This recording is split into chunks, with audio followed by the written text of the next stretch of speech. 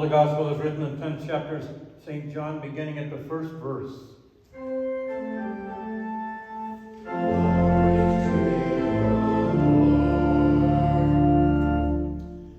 Jesus said, "Very truly I tell you, anyone who does not enter the sheepfold by the gate but climbs in by another way is a thief and a bandit.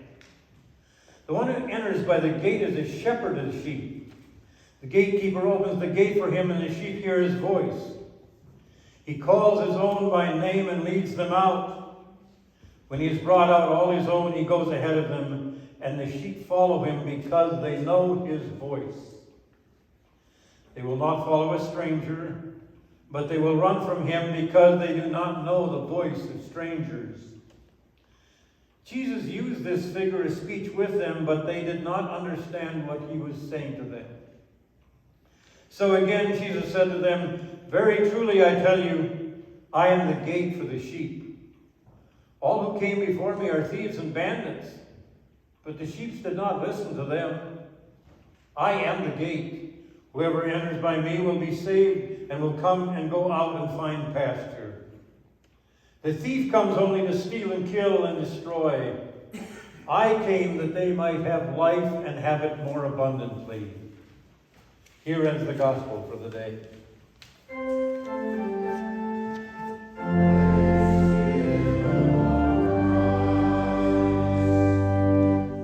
Please be seated.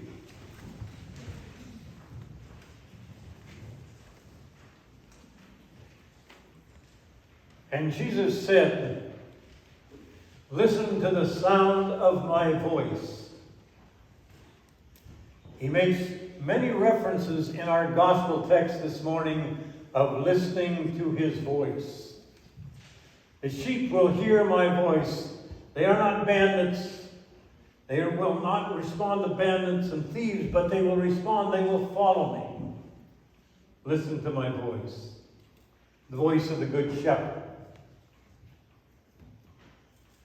Maybe this doesn't ring too much of a picture in your mind, but let me bring one that might be a little more familiar, or you might find more local, that communicate the same message. I've been out with Ernie in his pasture, and when he comes and he calls his cows, they come in a big group. They just charge to where he is standing. When I drive into Mavis's backyard, there is nothing there, but she gets out and she calls to her cats, and the whole ground begins to move. I go out to our equestrian center, and I see all the clients calling their horses by name. And when they hear their master's voice, they stick their head out of their little cage, because they know something is coming, either an apple or a carrot. We see Jack come with his dog every day. It's our church dog, Kimbrough. Wherever Jack goes, and when he calls, Kimbrough always comes and responds to his voice. Those are local examples. They could have been used by Jesus in this text just as much as being the shepherd and the sheep following. It is amazing how, if we view animals, how they react, they are reacting always positively to these examples that I pointed out, because they understand the voice is kind and reassuring, and something will be there for them. They are not afraid. And if I make the same calls, those animals do not respond the same, because I'm a stranger. Hopefully not a thief and a bandit. You know that I don't like texts and emails very well, but there's a big, important reason for that. I like the sound of your voices. They are very important. If you send a text or an email, I can't tell much except some facts. But when I hear your voices, I can tell a little bit about the mood. I know if something is troubling. I know if something is in a hurry. I know if something is there just to chat and to make good time and conversation. There is so much to be said by the sound of your voice.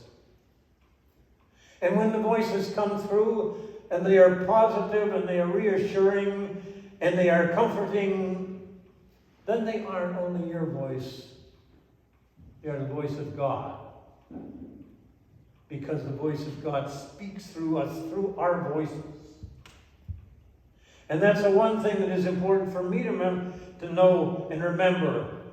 Because I speak, and sometimes I don't speak in the way God would like me to speak. But people are expecting a part of God's grace to come through me, and it comes through the sound of my voice. The sheep know the voice. It's not the voice of a stranger or thief, but one that they can be assured is safe. Jesus points out contrasting voices. The stranger versus the one that is familiar. The thief in place of the one who is a shepherd. The one who kills and destroys rather than gives life and abundance of life. This text comes after an interesting theological controversy. The text before this one this morning, Jesus heals someone who is born blind. He is born blind, and he heals him on the Sabbath, and he proclaims God's abundance in healing him. And what is the controversy is those religious elite are standing looking at Jesus and they're saying, who does he think he is? Why is he healing this person? Because the mentality of that group was if that person is blind, he's done something wrong and God is punishing him. That hasn't evaporated from our culture. That some people saying they get their just desserts because they've been bad and God is punishing them. Nothing could be further from the gospel. But they said, well, Jesus can't be God. And he healed on the Sabbath. We don't do things like that on the Sabbath. The Sabbath is only for worshiping God, not healing other people. Jesus had to deal with this one a lot too. And finally, they say this person cannot have come from God. He is breaking all the rules. And Jesus is drawn in this theological argument. And he tells them about God's generosity. God's generosity is so great that he can heal everybody or anybody. And all are alike, and all are sick, and all need healing. And there is nobody that can stand by the side and point to somebody else and saying they are getting extra punishment because they've been bad.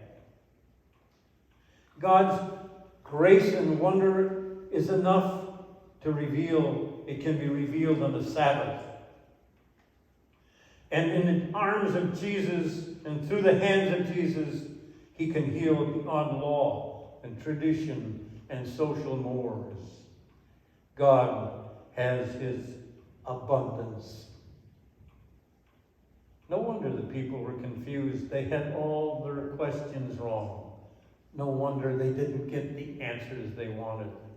The voice of God speaks and things happen. And when the voice of God speaks through us, things happen.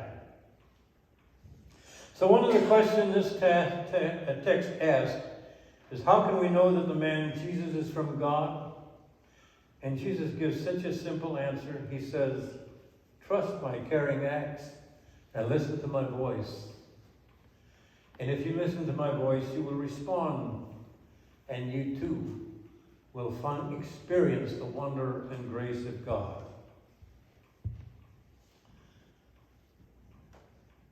practical application of this, of course, is not only can you and I hear the voice of God, we can become the voice of God.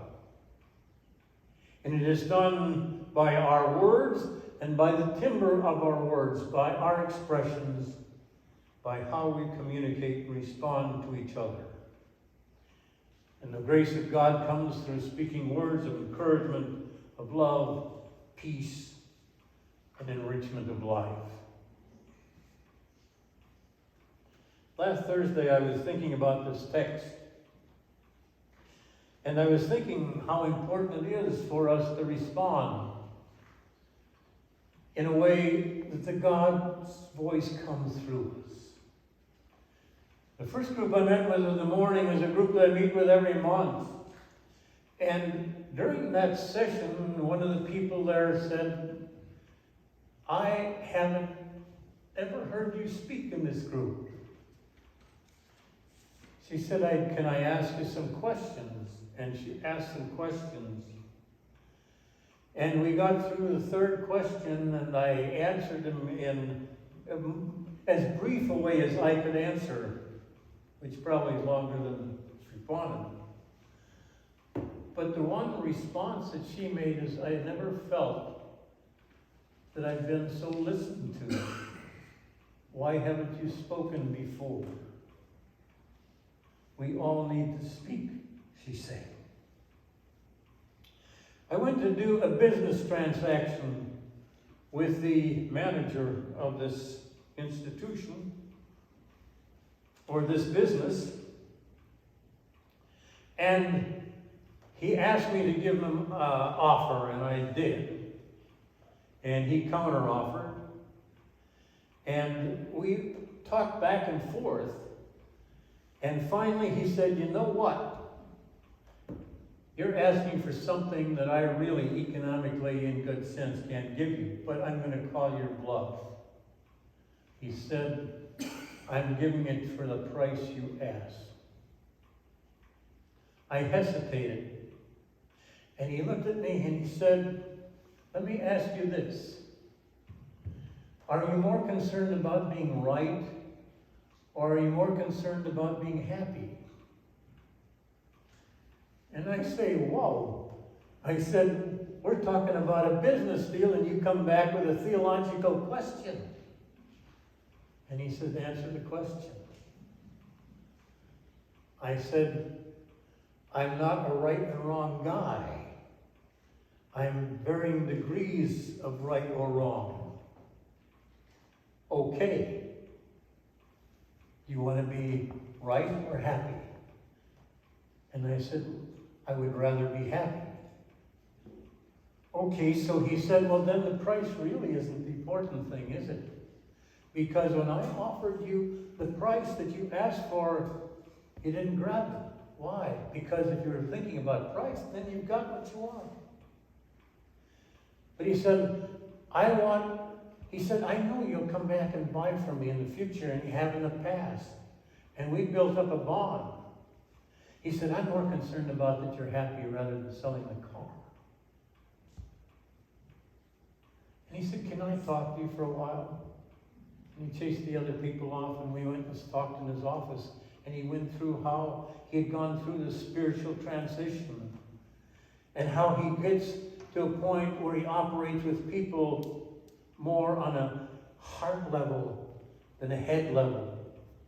He said, actually, only 5% of our decisions are made by our head anyway, 95% from the heart. And he said, I want you to be satisfied with what you get, and we'll work on the price later, okay? Then I got a call from somebody who had met in one of our groups that we met with for those who were caretakers, and called and said, I enjoyed the conversation we had 2 years ago. I have another question. Can I spend some time with you? And then somebody came to the door and knocked and said, I've got something for you. And it was a box of cookies. and had this message. We miss you all and love you. We miss you and love you. And it was a gift from somebody who'd been here in the past. Enjoy your words. Man, I said, God, I'm trying to prepare this sermon and you throw all this stuff at me at one time. And his son began to understand, even in my own preparation, how important this sermon was.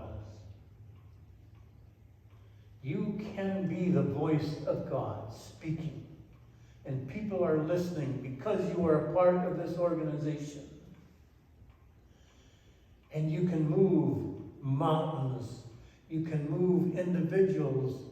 You can change people's lives if your message and your words come through as the voice of God. And sometimes it has to be correcting. Sometimes it is challenging, but always with compassion and love and caring. Listen to my voice, Jesus said. Listen and follow me. And then he says, let your voice reflect mine. Amen.